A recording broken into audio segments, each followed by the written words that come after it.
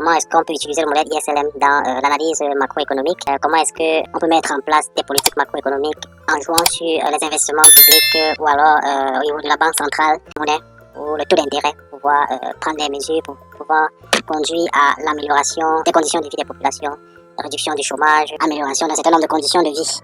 Si vous êtes intéressé par plus d'apprentissage, veuillez cliquer sur le lien en description de cette vidéo pour vous inscrire à la prochaine session de notre formation en économétrie et technique quantitative. Alors, d'entrée de jeu, disons que le modèle ISLM, c'est un modèle qui cherche à établir une interaction entre le marché de la monnaie et le marché des biens et services, un modèle le plus souvent utilisé en économie fermée. Ce modèle a vu le jour grâce à deux Américains, chercheurs, économistes, John Hick et Hansen, qui ont simplifié le modèle ISLM keynésien par une interprétation sous forme de graphique. La version de base qui avait été proposée par X à l'époque comportait trois secteurs, à la fois le secteur des biens et services, le secteur de la monnaie et enfin le secteur des titres. Le modèle IS, précisément la courbe IS, se traduit par une relation d'équilibre sur le marché des biens et services. Et donc par conséquent, la courbe IS représente une combinaison de niveaux de production et de taux d'intérêt qui correspond à un équilibre sur le marché des biens et services. Et pour pouvoir déterminer cet équilibre sur le marché des biens et services, il est question d'utiliser la relation d'offre et l'équilibre sur le marché des biens et services, notamment en égalisant l'offre et la demande, pour pouvoir établir cette relation entre le taux d'intérêt et la production. Et d'où la nécessité de regarder la demande agrégée ainsi que la production, pour pouvoir analyser la courbe IS, entendue par là Investment Saving. Cette relation d'équilibre sur le marché des biens et services est une relation décroissante entre la production et le taux d'intérêt sur le marché des biens. Il faut préciser ici que la demande agrégée, c'est l'agrégation tout simplement de la consommation, des investissements privés et puis des dépenses publiques. C'est ça qui permet d'avoir cette agrégation des trois variables macroéconomiques qui sont la consommation, des investissements privés et puis les dépenses gouvernementales qui constituent la demande agrégée. Et puis la production est soit consommée ou alors épargnée. Et donc pour pouvoir déterminer la courbe IS, on établit tout simplement l'équilibre sur le marché des biens et services en égalisant la production, la demande agrégée, pour avoir finalement une relation qui nous dit sur le marché des biens et services, qui nous dit finalement que l'épargne doit être égale à l'investissement privé et la somme des investissements privés et des dépenses gouvernementales, qui donne cette relation décroissante que nous pouvons matérialiser sur cette figure en vert, qui donne une relation décroissante entre la production et le taux d'intérêt. Et donc, en dessous de la courbe IS, on a les combinaisons d'offres, des combinaisons de revenus de taux d'intérêt qui sont telles que l'offre soit inférieure à la demande.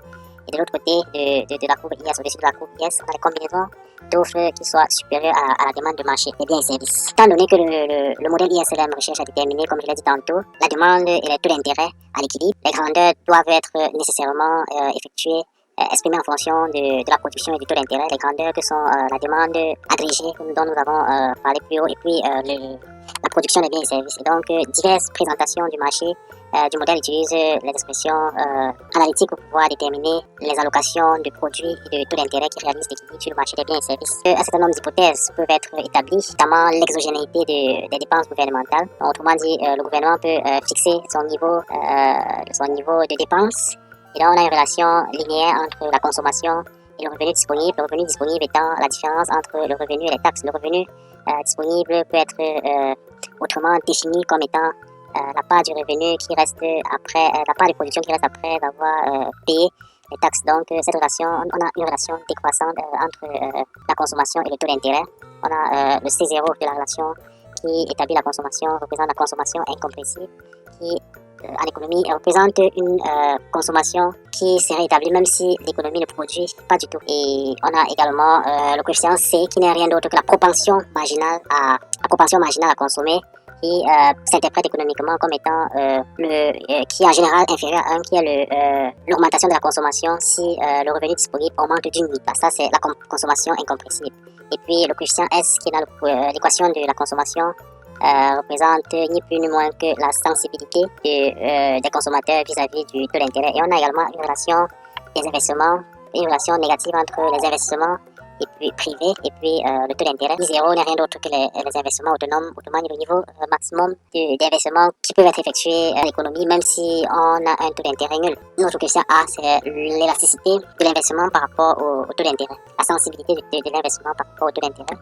Et donc, en utilisant ces deux relations, on peut établir une relation de l'offre et de la demande agrégée, qui n'est rien d'autre que l'agrégation de la consommation, des investissements privés et puis des dépenses gouvernementales. Et donc, on peut considérer la constante A0 dans notre relation linéaire comme la somme des consommations incompressibles, des investissements autonomes et puis des dépenses gouvernementales, que nous pouvons désigner comme étant la demande agrégée autonome. Et ces relations permettent d'établir une relation entre la demande agrégée, le revenu et puis le taux d'intérêt étant donné un niveau donné de taxe. Et donc, en utilisant ces différentes équations et en établissant l'équilibre sur le marché des biens et services, on obtient une relation entre le produit et le taux d'intérêt qui permet de matérialiser la courbe IS, qui traduit l'équilibre sur le marché des biens et services, qui donne lieu à une relation entre la production et le taux d'intérêt. Cette relation est appelée, cette courbe en vert est appelée la courbe IS. On peut essayer de faire des éléments d'analyse de politique économique. On peut également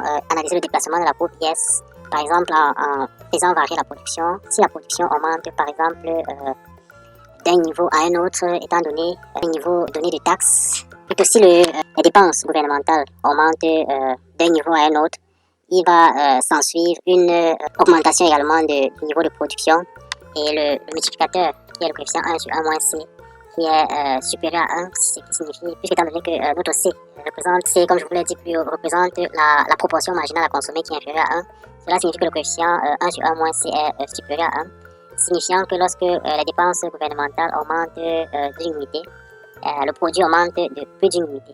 Donc, la politique budgétaire peut être un levier important pour pouvoir faire croître le produit, la production au niveau d'un pays. On peut également, étant donné un niveau donné de dépenses gouvernementales, augmenter par exemple le niveau de taxes, ce qui va conduire cette fois-ci plutôt à une diminution du produit si on augmente les taxes, déplaçant de ce fait la courbe IS vers la gauche. Une augmentation du niveau de taxes conduira à une diminution de la production, toutes choses égales par ailleurs. Et on peut également, après avoir défini la relation, la courbe IS, définir la relation LM sur le marché de la monnaie. Une petite précision à faire avant d'entrer le fond d'encombre dans la relation LM, c'est qu'une hausse de la production et donc du revenu pousse les acteurs à vouloir conserver dans leur portefeuille plus de monnaie parce qu'ils prévoient de faire des achats. Étant entendu, ils vont vendre des obligations ou des créances d'une manière générale, ce qui entraîne une hausse du taux d'intérêt.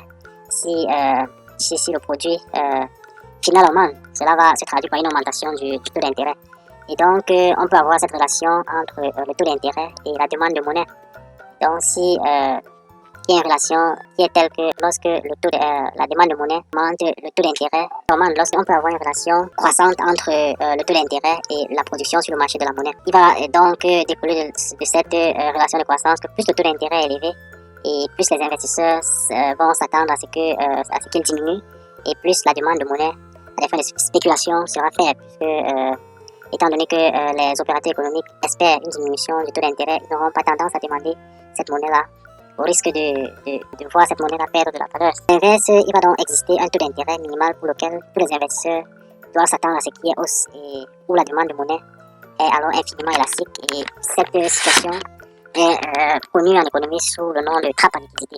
Toujours par rapport à la demande au marché de la monnaie, on peut considérer que ici, la demande de monnaie est fonction du prix et de la fonction de liquidité. Et donc, l'équilibre sur le marché de la monnaie se traduit par l'égalité entre l'offre et la demande de monnaie. Et si on se fait un thèse supplémentaire que le niveau de demande de monnaie à la fonction de liquidité est proportionnelle à la demande, on va avoir donc à l'équilibre une relation demande monétaire qui sera une relation qui va s'écrire sous la forme que vous pouvez observer sur votre écran. Cette relation va traduire l'hypothèse selon laquelle l'offre de monnaie est constante, une relation entre le produit et le taux d'intérêt qui sera tel que lorsque le final va augmenter, le taux d'intérêt également va augmenter. Donc on a une relation croissante entre le produit final et le taux d'intérêt. On réalise ici la courbe LM. Et donc en procédant à une politique expansionniste, en augmentant la masse monétaire en circulation, cela va conduire à une diminution du taux d'intérêt et donc un déplacement de la courbe LM vers le bas. Le modèle ISLM dont nous avons introduit en début de ce tutoriel n'est rien d'autre que l'équilibre entre le marché des biens et services et le marché de la monnaie. Vous avez vu plus haut qu'il y a une relation sur le marché de la monnaie. On a pu établir une relation entre la production et le taux d'intérêt. Et on a également établi une relation entre la demande de monnaie, entre le produit et le taux d'intérêt sur le marché de la monnaie. Et donc, en égalisant ces deux produits, on trouve un point d'équilibre qui nous permet d'obtenir une relation d'allocation de produits et de taux d'intérêt qui établissent à la fois l'équilibre sur le marché des biens et services et sur le marché de la monnaie. Et donc, on peut avoir quelques applications, à savoir les effets d'un accroissement des dépenses de l'État. Et donc, vous pouvez le constater sur le graphique, un accroissement des dépenses de l'État, les dépenses étatiques, comme nous avons vu, va conduire à une augmentation de la production, comme nous l'avons vu à travers la courbe IS. Et donc, on va assister à un déplacement de la courbe IS vers le haut. Et donc, l'équilibre va se déplacer d'un point à un autre. Comme effet de la croissance sur les dépenses publiques, on peut donc, d'après John Maynard Keynes, les investissements, s'il était investi plus, on va assister à de la demande. Et par ricochet, on va également assister à une augmentation de la demande anticipée des entreprises qui vont anticiper sur cette augmentation et être obligées d'augmenter leur production. Et donc, cette production va aussi avoir un impact étant donné que la productivité n'est pas croissante à court terme. On va assister à un recrutement massif au niveau des entreprises qui va également avoir un effet multiplicateur sur la masse salariale. Et donc, on aura une réduction du chômage et par ricochet, un accroissement de la demande sur le marché et à travers la propension marginale à consommer et ainsi de suite. Ce cycle va se poursuivre jusqu'à ce que les variations soient assez faibles pour pouvoir opérer des changements. Et donc, un nouvel accroissement de la demande produit un nouvel accroissement de la production, de la masse salariale, jusqu'à ce que les variations deviennent négligeables, comme je l'ai dit tantôt, de sorte que les entreprises n'aient plus à modifier leur production. Ça, c'est pour ce qui est de l'analyse des effets de la croissance, l'accroissement des dépenses de l'État. Une autre application des modèles ISLM, ce sont les effets des politiques monétaires expansionnistes. Une politique monétaire expansionniste consiste à augmenter la masse monétaire ou alors diminuer le taux d'intérêt. Et cette politique monétaire expansionniste va conduire au déplacement de la courbe LM vers le bas et donc une augmentation de la production suivie d'une réduction du taux d'intérêt sur le marché de la monnaie. Et donc la logique keynésienne est celle qui relance l'économie. Les politiques budgétaires et monétaires constituent donc les deux principaux instruments macroéconomiques de relance de la demande globale et de lutte contre le chômage par les mécanismes dont nous vous avons expliqué plus haut. Et donc, on peut combiner les deux effets, les deux politiques IS, les politiques budgétaires et puis les politiques monétaires dans une notion qu'on appelle policy mix, qui consiste, comme je l'ai dit tantôt, à combiner à la fois les politiques budgétaires et les politiques monétaires pour pouvoir faire des analyses de politique économique. Et donc, les pouvoirs publics peuvent, par exemple, élever le niveau de la demande globale en agissant sur l'emploi à travers les recettes ou alors les dépenses. Les recettes, on entend par là les taxes ou alors les dépenses en augmentant les dépenses pour pouvoir produire des effets sur le marché de l'emploi. Également, la baisse des taux d'intérêt ou de l'injection des liquidités dans l'économie peuvent contribuer à inciter les entreprises à investir et à embaucher par ricochet, ce qui pourrait à la fin booster la consommation et les investissements également. Donc, pour revenir, pour parler toujours de notre policy mix, nous pourrons tout simplement dire que la lutte contre le chômage dans le modèle ISLM se caractérise soit par une politique budgétaire expansionniste, soit par une politique monétaire souple, attendue par souplesse la réduction du taux d'intérêt. Et donc, les deux politiques peuvent provoquer une augmentation du revenu d'équilibre qui traduit ce que fait sous-emploi, le sous-emploi. Donc, les modèles ISLM ne sont pas sans limite dans la mesure où ces modèles supposent, par exemple, que les effets, l'offre de monnaie est une grandeur endogène dont le volume est fixé, notamment par le gouvernement ou la banque centrale, alors qu'il est difficile d'accepter cette hypothèse-là.